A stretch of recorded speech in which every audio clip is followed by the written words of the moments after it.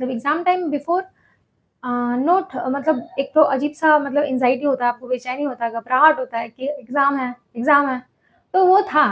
तो उस टाइम हम सिर्फ़ राधा जी का नाम ले रहे थे कि मुझे मार्क दिखलाइए एंड जो भी होगा बेस्ट होगा, जितना पॉज़िटिव बोल सकते थे।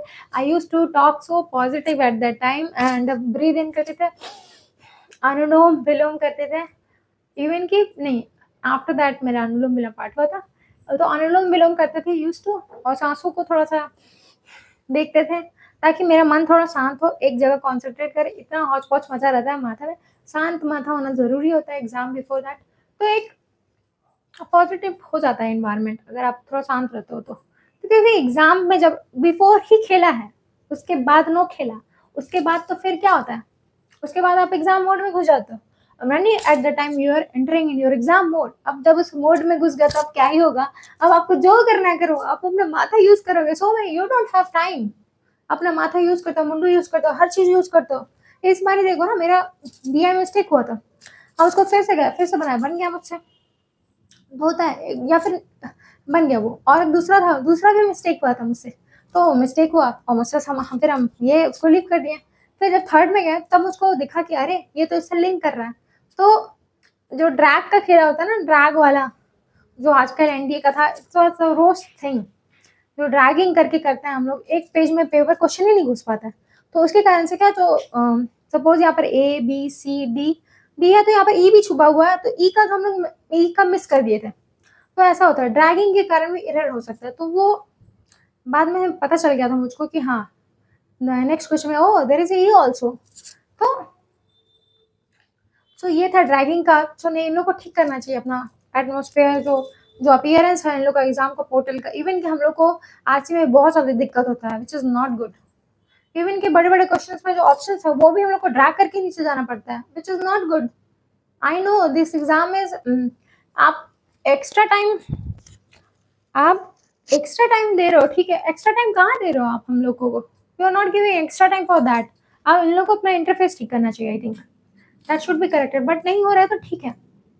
उसके साथ ही हमें एडजस्ट करना होगा, कुछ न हो, आई थिंक होप फ्यूचर में कुछ इन लोग ठीक करें इसको।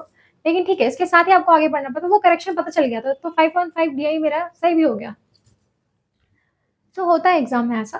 तो बात ये था कि और तो आप एक उस टाइम बेचैनी होता है एग्ज़ाम में, जब आप घुस जाते हो तो आपको कुछ पता नहीं चलता है, फिर आप बढ़ते जाते हो, क्वेश्चन आगे बढ़ते जाता है।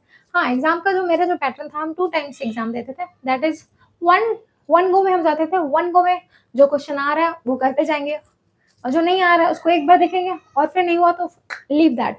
एंड सेकंड गो में क्या होता था, सेकंड गो में होता था कि जब आप जा रहे हो तो सेकंड गो में वो सारे क्वेश्चंस जो आप मतलब जो जहाँ आपको गड़बड़ लगा था, वो क्वेश्चन में आप आओ और फिर से आप उसको देखो और करो। तो ये था, 2 वे से हम जाते थे। 2 वे पैटर्न था मेरा, 1 गो, सेकंड गो। फर्स्ट पेपर पहले करते थे, देन सेकंड पेपर करते थे, और हम डीआई शुरू में कभी नहीं करते थे। I used to do first the questions and then हम डीआई करते थे, एंड देन तो आरसी था हमारा, तो वो करते थे इस वे से, और आरसी हम एंड में ही करते थे।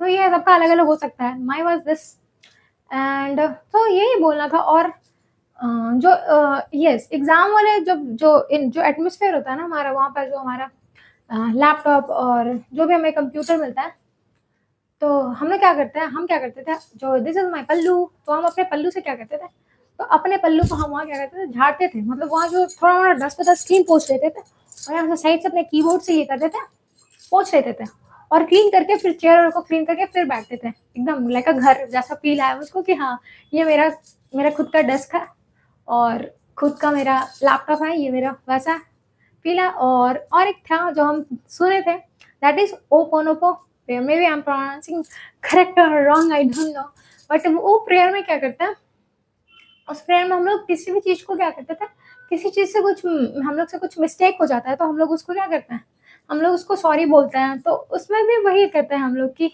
आई am sorry, forgive me, I love you. So ये हम अपने कंप्यूटर, अपने डेस्क को, अपना जो टेबल था उसको साफ को क्लीन करते-करते बोलते थे, और फिर बैठ के बोलते थे आई am sorry, forgive me, I love you.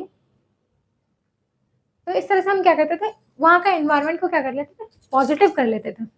So positive environment हो जाता था मेरा वो, तो मुझको भी अच्छा फ़ील होता था कि, और ये एग्ज़ाम से नहीं हो रहा, जब इसके बिफ़ोर और बिफ़ोर में भी किए थे हम।